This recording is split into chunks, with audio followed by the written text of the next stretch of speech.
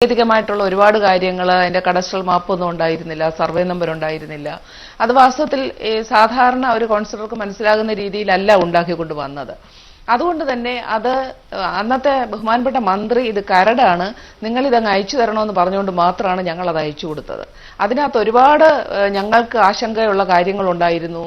സ്ഥലമെടുപ്പുമായിട്ട് സംബന്ധിച്ച് ഞങ്ങൾക്ക് ആശങ്കയുണ്ടായിരുന്നു. അതെല്ലാം തന്നെ ഞങ്ങൾ ആ യോഗത്തിൽ ബഹുമാനപ്പെട്ട മന്ത്രിയെ ധരിപ്പിച്ചതാണ്. അദ്ദേഹം അന്ന് ഞങ്ങളോട് അടിവരയിട്ട് പറഞ്ഞത് കരട് മാസ്റ്റർ പ്ലാനാണ്, നമുക്ക് ഇതിനകത്ത് എന്തെല്ലാം ഒബ്ജക്ഷൻ ഉണ്ടെങ്കിലും അതെല്ലാം മാറ്റിക്കൊണ്ട് നല്ല മാസ്റ്റർ പ്ലാൻ ഉണ്ടാക്കാം എന്ന ഒരു ഉറപ്പ് പറഞ്ഞതിന്റെ അടിസ്ഥാനത്തിലാണ് നഗരസഭയുടെ കൗൺസിൽ വെച്ച് ഇത് അയച്ചു കൊടുത്തത്. അതിനുശേഷം ഗവൺമെന്റ് ചെയ്തത് എന്താണെന്ന് വെച്ചാൽ ഏകപക്ഷീയമായി നഗരസഭയുടെ ഒരു വാക്കുപോലും ചോദിക്കാതെ ഈ കരട് മാസ്റ്റർ പ്ലാനെ പ്രാബല്യത്തിൽ വരുത്തി. അപ്പോഴാണ് ജനങ്ങൾക്ക് ഇതിന്റെ ഈ ബുദ്ധിമുട്ട് മനസ്സിലാകുന്നത്. പെർമിറ്റ് കിട്ടാതായി, സ്ഥലം വിൽക്കാൻ പറ്റാതായി. ആ സമയത്ത് ജനങ്ങൾ ഈ പ്രക്ഷോഭം ആരംഭിച്ചു. അപ്പൊ തന്നെ ഇത് മാസ്റ്റർ പ്ലാൻ പ്രാബല്യത്തിൽ വരുത്തിയപ്പോൾ തന്നെ ഞങ്ങൾ കൗൺസിൽ റെസൊല്യൂഷൻ പാസ്സാക്കി ഇത് പ്രാബല്യത്തിൽ വരാൻ പാടില്ല എന്ന് പറഞ്ഞുകൊണ്ട് സർക്കാരിനെ അറിയിച്ചു. അതുപോലെ തന്നെ ഈ മാസ്റ്റർ പ്ലാൻ റദ്ദാക്കണമെന്ന ആവശ്യവുമായി ഞങ്ങൾ മുമ്പോട്ട് വന്നു. ഇനിയാണെങ്കിലും ഇപ്പോ ബഹുമാനപ്പെട്ട മന്ത്രി കരട് മാസ്റ്റർ പ്ലാൻ വീണ്ടും തയ്യാറാക്കാനായിട്ട് നിർദ്ദേശം കൊടുത്തു എന്നറിയുന്നു. പക്ഷെ ഒരു കാര്യം ഞാൻ അടിവരയിട്ട് പറയാം, കരട് മാസ്റ്റർ പ്ലാൻ തയ്യാറാക്കിക്കൊണ്ട് മലയാളത്തിൽ തന്നെ കൊണ്ടുവരണം. സാധാരണ ജനങ്ങൾക്ക് മനസ്സിലാകുന്ന തരത്തിലായിരിക്കണം. എല്ലാ വാർഡുകളിലും അതിന് ചർച്ച ഉണ്ടാവണം. ജനങ്ങളെ മുഴുവൻ ഈ തിരുവനന്തപുരം നഗരത്തിലുള്ള മുഴുവൻ ജനങ്ങളെയും വിശ്വാസത്തിലെടുത്ത് ബോധ്യപ്പെടുത്തുന്ന ഒരു കരട് മാസ്റ്റർ പ്ലാൻ മാത്രമേ തിരുവനന്തപുരം നഗരസഭ അംഗീകരിക്കുകയുള്ളൂ എന്നാണ് എനിക്ക് പറയാനുള്ളത്. അഡ്വക്കേറ്റ് കെ ചന്ദ്രിക, ശരിയായിരിക്കാം ഒരുപക്ഷെ നഗരസഭയുടെ ഒരു ഇൻപുട്ട് കരട് മാസ്റ്റർ പ്ലാൻ തയ്യാറാക്കുമ്പോൾ ഒരുപക്ഷെ സർക്കാർ ആവശ്യപ്പെട്ടിട്ടുണ്ടാകില്ല. എങ്കിലും ഒരു ഇൻപുട്ട് നൽകാൻ നഗരസഭയ്ക്ക് ബാധ്യതയില്ലേ? ഒരു ചർച്ച നടത്തി, കൗൺസിൽ ഒരു ചർച്ച നടത്തി, ഇതൊക്കെയാണ് ഞങ്ങൾ ഇക്കാര്യത്തിലേക്ക് നൽകുന്ന ശുപാർശകൾ, സജഷൻസ് എന്ന് പറഞ്ഞുകൊണ്ട് ഒന്ന് സമർപ്പിക്കാൻ തിരുവനന്തപുരം നഗരസഭയ്ക്ക് കഴിഞ്ഞിട്ടുണ്ടോ? ഞങ്ങൾ പറഞ്ഞപ്പോൾ പറഞ്ഞത് കരടാണ്, ഇതിനകത്തുള്ള എല്ലാ അപാകതയും മാറ്റിത്തരാമെന്ന് മന്ത്രി ഉറപ്പ് പറഞ്ഞതുകൊണ്ടാണ് ഞങ്ങൾ അയച്ചത്. ഇത് പ്രാബല്യത്തിൽ വരില്ല എന്ന് പറഞ്ഞു. ഞങ്ങളുടെ ഒബ്ജക്ഷൻസ് അപ്പൊ തന്നെ ഞങ്ങൾ പറഞ്ഞു. അന്ന് കാട്ടായിക്കോണം വാർഡ് കൗൺസിലർ വിനോദാണ് ഏറ്റവും കൂടുതൽ ശക്തമായി എതിർത്തത്. മരിച്ചുപോയ സംഗീത എതിർത്തു. അതുപോലെ തന്നെ UDFന്റെ കൗൺസിലർ ചന്തവിള മോഹനൻ നായർ എതിർത്തു. അവരെല്ലാം എതിർത്ത് സംസാരിച്ചവരാണ്. അന്ന് ഞാനും പറഞ്ഞു മന്ത്രിയുടെ അടുത്ത്, ഇതിനകത്ത് ഞങ്ങൾക്ക് വലിയ എതിർപ്പുണ്ട്. അപ്പൊ പറഞ്ഞു ഇത് കരട് മാസ്റ്റർ പ്ലാൻ, ഇത് പ്രാബല്യത്തിൽ വരാത്തതിനെ നിങ്ങൾ എതിർക്കുന്നത് എന്തിനാ, നമുക്ക് അതിനകത്തുള്ള എല്ലാം മാറ്റാമല്ലോ എന്ന് പറഞ്ഞത് വിശ്വാസത്തിലെടുത്താണ് അയച്ചത്. ഈ രീതിയിൽ ഒരു പറ്റിപ്പാണ് ഞങ്ങളെ തേടി വരുന്നത് ഞങ്ങൾ അറിഞ്ഞില്ല. അതുകൊണ്ട് തന്നെ ഇനി കൊണ്ടുവരുന്ന എന്ത് കരടായാലും ശരി അത് നന്നായി പഠിച്ച് അത് മലയാളത്തിൽ തന്നെ തരണം. CTP തയ്യാറാക്കുന്നുണ്ടെങ്കിൽ ഞാൻ പ്രത്യേകം പറയുന്നു, മുഴുവൻ അത് മലയാളത്തിലായിരിക്കണം. ഇംഗ്ലീഷിലൊരു മാസ്റ്റർ പ്ലാൻ തിരുവനന്തപുരം നഗരസഭയിലേക്ക് അയക്കേണ്ട. കാരണം ഇത് സാധാരണക്കാരായ ജനങ്ങളുടെ അടുത്ത് ചർച്ച ചെയ്യേണ്ടതാണ്. അതുകൊണ്ട് അങ്ങനെ തയ്യാറാക്കിയ മാസ്റ്റർ പ്ലാൻ അല്ലാതെ തിരുവനന്തപുരം നഗരസഭയിലേക്ക് അയച്ചു തരണ്ട എന്ന് ഞാൻ ആദ്യമായി പറയുക. മാസ്റ്റർ പ്ലാൻ വേണ്ടാന്നൊന്നും ഞാൻ പറയുന്നില്ല, വേണം. പക്ഷേ അത് ജനങ്ങളുടെ ഇച്ഛയ്ക്കനുസരിച്ച് ആയിരിക്കണം. ജനങ്ങളെ കുടിയിറക്കിക്കൊണ്ടായിരിക്കരുത്. ജനങ്ങളുടെ കിടപ്പാടം നഷ്ടപ്പെടുത്തുന്ന രീതിയിലായിരിക്കരുത്. മാസ്റ്റർ പ്ലാൻ തീർച്ചയായിട്ടും വേണം. അത് ജനങ്ങൾക്ക് ഉപകാരപ്രദമായ രീതിയിലായിരിക്കണം എന്നാണ് എനിക്ക് നഗരസഭ പറയാനുള്ളത്. ജി ശങ്കർ, ഇവിടെ ചൂണ്ടിക്കാട്ടുന്നത് നിലവിലൊരു മാസ്റ്റർ പ്ലാൻ, കാലഹരണപ്പെട്ട ഒരു മാസ്റ്റർ പ്ലാൻ ഉണ്ടാവുക, പുതിയതൊന്ന് കൊണ്ടുവരുമ്പോൾ അത് ജനവിരുദ്ധമാവുക. ഒരുപക്ഷെ രാജഭരണകാലത്ത് ഡിസൈൻ ചെയ്യപ്പെട്ട ഒരു നഗരമാണ് തിരുവനന്തപുരം. തിരുവനന്തപുരത്തിൻ്റെ അവസ്ഥ അവിടെ മാറ്റിവെച്ചാൽ കൊച്ചിയും കോഴിക്കോട്ടും സമാനമായ പ്രശ്നങ്ങൾ നേരിടുന്നുണ്ട്. ഇത് മാത്രമല്ല, കേരളത്തിലെ ചെറു പട്ടണങ്ങൾ പോലും ഇത്തരത്തിൽ ഒരു സമഗ്രമായ മാസ്റ്റർ പ്ലാന്റെ, ആധുനികമായ കുറച്ചുകൂടി ജനോന്മുഖമായ മാസ്റ്റർ പ്ലാന്റെ അഭാവത്തിൽ നഗരവികസനം വഴിമുട്ടി നിൽക്കുകയാണ്. കാരണം തിരുവനന്തപുരമോ കൊച്ചിയോ കോഴിക്കോടോ പോലെ കോർപ്പറേഷൻ അല്ലാത്ത ചെറു പട്ടണങ്ങളിലും ജനവാസം കൂടുതലാണ്. മറ്റ് സംസ്ഥാനങ്ങളെ അപേക്ഷിച്ച്, കേരളത്തിലെ ജനസാന്ദ്രത അപേക്ഷിച്ച് ഇത്തരത്തിൽ ചെറു പട്ടണങ്ങളിൽ പോലും കൃത്യമായ നഗരാസൂത്രണം നടത്താൻ കഴിയാത്ത വിധം നമ്മുടെ ആസൂത്രണം വഴിമുട്ടി നിൽക്കുകയാണ്. എന്തായിരിക്കും ഇതിനൊരു പരിഹാരം? താങ്കൾ ശരിയായിട്ട് ചൂണ്ടിക്കാണിച്ചതുപോലെ കേരളത്തിൻ്റെ ആവാസ വ്യവസ്ഥ തന്നെ വളരെ വ്യത്യസ്തമാണ്. ഒരുപക്ഷെ ലോകത്ത് മറ്റൊരു ഭൂപ്രദേശത്തും കാണാത്ത രീതിയിലുള്ള പട്ടണങ്ങളുടെ ഒരു നീണ്ട നിരയാണ്. കാസർഗോഡ് തൊട്ട് പാറശാല വരെയുള്ള കേരളത്തിൽ പട്ടണങ്ങളുടെ നീണ്ട നിരയാണ്. നമുക്ക് ഗ്രാമപ്രദേശങ്ങൾ ഇല്ലാതാവുന്ന രീതിയിലുള്ള ഒരു വളരെ പ്രത്യേകതയുള്ള ഒരാവാസ വ്യവസ്ഥതയാണ്. രണ്ടാമത് നമുക്കറിയാം, നമ്മുടെ ജനസാന്ദ്രത ഒരുപക്ഷെ ഏറ്റവും ഉയർന്ന നിരക്കിലുള്ള ജനസാന്ദ്രതയാണ്. അതുമാത്രമല്ല, നമ്മുടെ സാക്ഷര കേരളം ആവശ്യപ്പെടുന്ന ഒരുപാട് ഇടപെടലുകൾ, ഒരു ജനതയുടെ ആശയവും അഭിലാഷവുമാണ് ഒരു മാസ്റ്റർ പ്ലാൻ എന്ന് പറയുന്നത്. ഒരു ആസൂത്രിത നഗരം എന്ന് പറയുന്നത് ഈ രാജ്യത്തെ എല്ലാ പൗരനുമുള്ള ഒരു അവകാശമാണ് ഒരു ആസൂത്രണ നഗരത്തിൽ സ്വപ്നം കാണാനുള്ള അവകാശം. ഈ അവകാശത്തെ ചവിട്ടി മെതിച്ചുകൊണ്ട് ജനങ്ങളുടെ ആശയവും അഭിലാഷവും ഒക്കെ പൂർണ്ണമായിട്ട് അവഗണിച്ചുകൊണ്ട് തിരസ്കരിച്ചുകൊണ്ട് അതിനെ മറന്നുകൊണ്ടുള്ള ഒരു മാസ്റ്റർ പ്ലാൻ നിർമ്മാണം തീർച്ചയായിട്ടും നമ്മൾ തള്ളിപ്പറയേണ്ടതാണ്. ഇതിൻ്റെ പ്രക്രിയ വളരെ രസകരമാണ്. ഈ ചീഫ് ടൗൺ പ്ലാനറോ ഒരു റീജിയണൽ ടൗൺ പ്ലാനറോ എന്ന് പറഞ്ഞിട്ട് ഗവൺമെൻറ്റിലെ 1-2 ഉദ്യോഗസ്ഥന്മാരുടെ അവരുടെ ഈ ആശയവുമായിട്ട് ഇത് മാത്രമായിട്ട് വരികയാണ്. അത് പാടില്ല. ഈ ഒരു ജനപങ്കാളിത്തോടത്തോടു കൂടി നമ്മുടെ രാജ്യത്ത് ജീവിക്കാൻ അവകാശമുള്ള എല്ലാവരുടെയും ആശയവും അഭിലാഷവും തീർച്ചയായിട്ടും ഇതിനകത്ത് പ്രതിഫലിക്കണം. നമ്മുടെ ഈ ജനകീയാസൂത്രണത്തിൻ്റെ പ്രാഥമികമായിട്ടുള്ള ആ ഒരു വലിയൊരു കാഴ്ചപ്പാടില്ലേ, നമ്മുടെ ആശയം, നമ്മുടെ അഭിലാഷം, നമ്മൾ ജീവിക്കുന്ന മണ്ണ്, നമ്മുടെ കാറ്റ്, നമ്മുടെ കാലാവസ്ഥ, നമ്മുടെ സാമൂഹ്യ കാലാവസ്ഥ, ഇവയോട് പ്രതികരിക്കാത്തൊരു ആസൂത്രണ നഗരം നമുക്ക് വേണ്ട.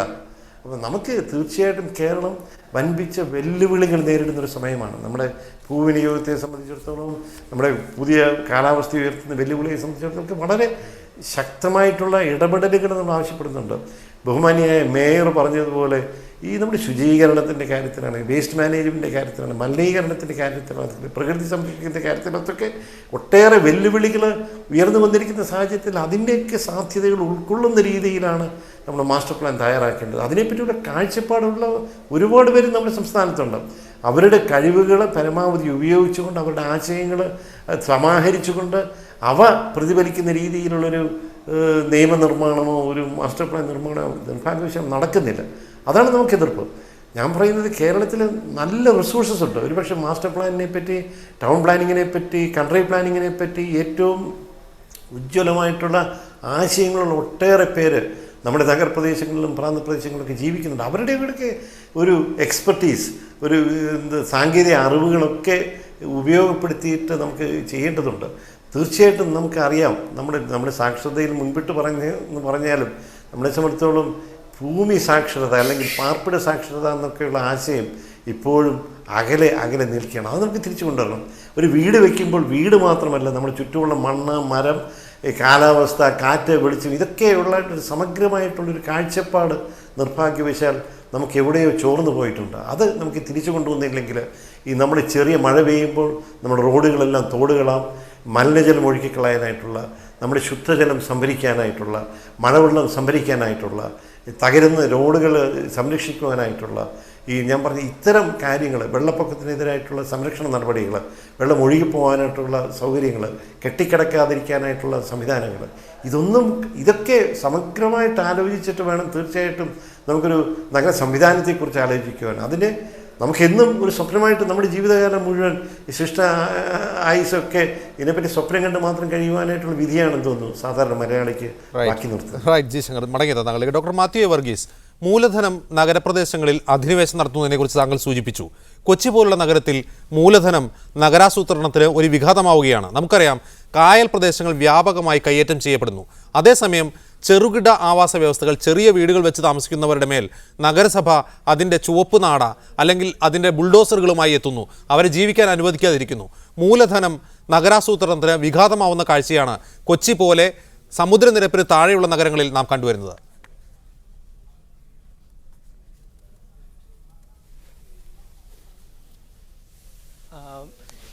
എനിക്ക് തോന്നുന്നൊരു കാര്യം എന്താണെന്ന് വെച്ചിട്ടുണ്ടെങ്കിൽ, നമുക്ക് പലപ്പോഴും ഇതിനെപ്പറ്റി ചർച്ചകൾ നടത്തുമ്പം പൊതുവേ ഉള്ളൊരു കാഴ്ചപ്പാട്, നമ്മൾ വികസനം വഴി മുട്ടി നിൽക്കുന്നു.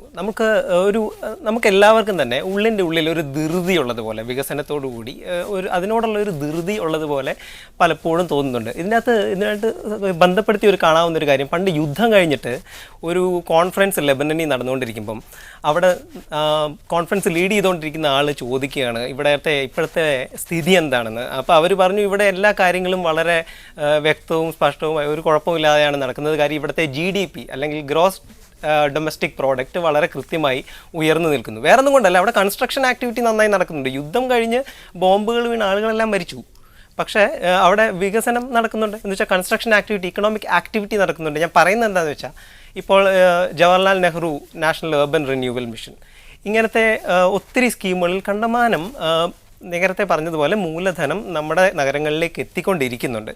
പക്ഷേ ഇതും നഗരത്തിൽ ശരിക്കുമുള്ള ജീവിതം, അത് മനുഷ്യരും പ്രകൃതിയും ഒരുമിച്ചുള്ള ഒരു ഹോളിസ്റ്റിക് ആയിട്ടുള്ള ഒരു വ്യവസ്ഥയും ഈ പറഞ്ഞ മൂലധനത്തിൻ്റെ ഒഴുക്കും തമ്മിൽ വലിയൊരു അന്തരവ് ഉണ്ട്. ഈ അന്തരവിനെ നമ്മൾ കണ്ടില്ല എന്നുണ്ടെങ്കിൽ ഇതൊരു വലിയൊരു അപകടകരമായ സിറ്റുവേഷനിലേക്കാണ് പോകുന്നത്. കാര്യം നമ്മൾ ഈ പ്രകൃതി എന്ന് പറയുന്നത് ചില ആളുകൾ കൊക്കൂണുകളിലിരുന്ന് വാദിക്കുന്ന ഒരു ചെറിയ സംഭവം അല്ല.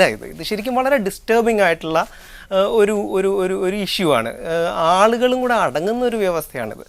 അപ്പം നമ്മൾ ഈ ഒരു കാഴ്ചപ്പാടിൽ കാണുമ്പോഴാണ് ഞാൻ നേരത്തെ പറഞ്ഞത് മൂലധനത്തിൻ്റെയും അല്ലെങ്കിൽ ഇപ്പോൾ നടക്കുന്ന മേജർ ആയിട്ടുള്ള ആക്ടിവിറ്റീസ്, കൺസ്ട്രക്ഷൻ ആവട്ടെ, റിയൽ എസ്റ്റേറ്റ് ആവട്ടെ, ഇങ്ങനത്തെ ആക്ടിവിറ്റീസിൻ്റെയും ഒരു കൃത്യമായിട്ടുള്ള ആളുകളുടെ ഒരു ക്രിട്ടിക്കൽ എവാലുവേഷൻ നടന്നില്ലെങ്കിൽ നമ്മൾ വലിയ അപകടങ്ങളിലേക്കായിരിക്കും ഇനിയും പോയിക്കൊണ്ടിരിക്കുന്നത് എന്ന് എനിക്ക് തോന്നുന്നത്. റൈറ്റ്. ഡോക്ടർ മാത്യൂസ്, തിരികെ താങ്കളിലേക്ക്. അഡ്വക്കേറ്റ് കെ ചന്ദ്രിക, തിരുവനന്തപുരം ജില്ലയിൽ നിരവധി പ്രദേശങ്ങൾ ഇക്കൊല്ലം പകർച്ചവ്യാധി ഭീഷണി നേരിടുന്നുണ്ട്. കോർപ്പറേഷന് തന്നെ പല വാർഡുകൾ, വിളപ്പിൽശാല, വിഴിഞ്ഞം, വേളി തുടങ്ങിയ മേഖലകൾ ഇതെല്ലാം ഇന്ന് പകർച്ചവ്യാധി ഭീഷണിയിലാണ്. മാത്രമല്ല, കോർപ്പറേഷൻ പരിധിയിൽ മാലിന്യ നീക്കം ഇടക്കാലത്ത് തടസ്സപ്പെട്ടതോടെ പകർച്ചവ്യാധി ഭീഷണി കുറി കൂടുതൽ വ്യാപകമാവാൻ സാധ്യതയുണ്ട്. ഇതിനായി എന്ത് മുൻകരുതലുകളാണ് നഗരസഭ എടുത്തിട്ടുള്ളത്? എന്തെല്ലാം ആവശ്യങ്ങളാണ് സർക്കാരിനോട് നഗരസഭ ആവശ്യപ്പെട്ടിട്ടുള്ളത്? ഞങ്ങൾ വളരെ മുമ്പേ തന്നെ ഒരു കേന്ദ്രീകൃത മാലിന്യ സംസ്കരണ പ്ലാന്റ് ഉണ്ടാക്കി തരണമെന്ന് ആവശ്യപ്പെട്ടിരുന്നു. മുഖ്യമന്ത്രി തന്നെ ഞങ്ങൾക്ക് വാഗ്ദാനം ചെയ്തതാണ് വിളപ്പിൽശാല പ്ലാന്റ് പൂട്ടിയപ്പോൾ ആദ്യം ചെയ്ത വാഗ്ദാനം ബോണക്കാട്ട് 118 ഏക്കർ സ്ഥലം നഗരസഭയ്ക്ക് തരുമെന്നുള്ളതായിരുന്നു. പക്ഷേ അത് പാലിക്കപ്പെട്ടില്ല. അതിനുശേഷം പിന്നീട് അദ്ദേഹം തന്നെ പറഞ്ഞു നെട്ടുകാൽത്തേരിയിൽ 546 ഏക്കർ സ്ഥലമുണ്ട്, അവിടെ അത്യന്താധുനിക പ്ലാന്റ് സ്ഥാപിച്ചു തരാമെന്ന് പറഞ്ഞു.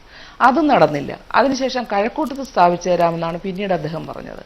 അതും നടന്നില്ല. പിന്നെ ചാലയിൽ പ്ലാന്റ് സ്ഥാപിക്കാമെന്ന് പറഞ്ഞു. അതും നാളിതുവരെയായിട്ട് നടന്നില്ല. അതിനുശേഷം ഒരു മൊബൈൽ ഇൻസിനറേറ്റർ ഗവൺമെന്റ് കൊണ്ടുവന്നു. അതും പ്രാവർത്തികമല്ലാതായി. അതിനുശേഷം റെയിൽവേ പ്ലാറ്റ്ഫോം നിർമ്മിക്കാനെന്ന് പറഞ്ഞു എന്തെല്ലാം ഈ ഗവൺമെന്റ് പറഞ്ഞു അതെല്ലാം ഞങ്ങൾ അനുസരിച്ചിട്ടുണ്ട്. പക്ഷേ ഒരു പൂട്ടിയ പ്ലാന്റിന്റെ സ്ഥാനത്ത് ഒരു ബദൽ സംവിധാനം ഇന്ന് വരെ ഞങ്ങൾക്ക് ഒരുക്കി തരാനായിട്ട് സംസ്ഥാന സർക്കാരിന് കഴിഞ്ഞിട്ടില്ല.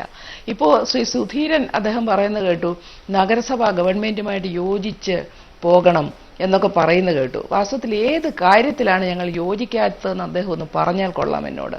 എല്ലാ കാര്യത്തിലും യോജിച്ച് തന്നെ അവർ പറയുന്ന മുഴുവൻ കാര്യങ്ങളും എല്ലാ അക്ഷരം പ്രതി അനുസരിച്ചാണ് നഗരസഭ പോകുന്നത്. ഈ കഴിഞ്ഞ 3 മാസം മുമ്പ് നിക്ഷേപ സംഗമത്തിന് ചെല്ലണമെന്ന് പറഞ്ഞ് 3 ദിവസം കൊച്ചിയിൽ ഞാൻ പോയിരുന്നു, പാർട്ട്ണർ കേരള എന്ന് പറഞ്ഞ്. അതിനുശേഷം 50 ലക്ഷം രൂപ ഞങ്ങളുടെ പ്ലാൻ ഫണ്ടിൽ വെച്ചുകൊണ്ട് ക്ലീൻ കേരള മിഷൻ അടയ്ക്കണമെന്ന് ആവശ്യപ്പെട്ടു. ആ 50 ലക്ഷം രൂപയെ അടച്ചു കൊടുത്തു. കാരണം മാലിന്യ സംസ്കരണത്തിന് എന്തെല്ലാം ചെയ്യാൻ കഴിയുമോ അതെല്ലാം ചെയ്യാൻ തയ്യാറായി നഗരസഭ നിൽക്കുകയാണ്. സർക്കാർ പറഞ്ഞ ഒരു കാര്യത്തോടും ഞങ്ങൾ മുഖം തിരിഞ്ഞ് നിന്നിട്ടില്ല. പക്ഷേ ഞങ്ങൾ പറഞ്ഞിട്ടുണ്ട്, ഞങ്ങൾക്ക് ചെയ്തു തരാൻ പറഞ്ഞ വാഗ്ദാനങ്ങളൊന്നും ഈ 2.5 വർഷമായിട്ട് പാലിച്ചിട്ടില്ല. നഗരസഭയ്ക്ക് മാലിന്യ നിർമ്മാർജ്ജനം ചെയ്യാനായിട്ട് കേന്ദ്രീകൃത പ്ലാന്റ് ഇല്ല.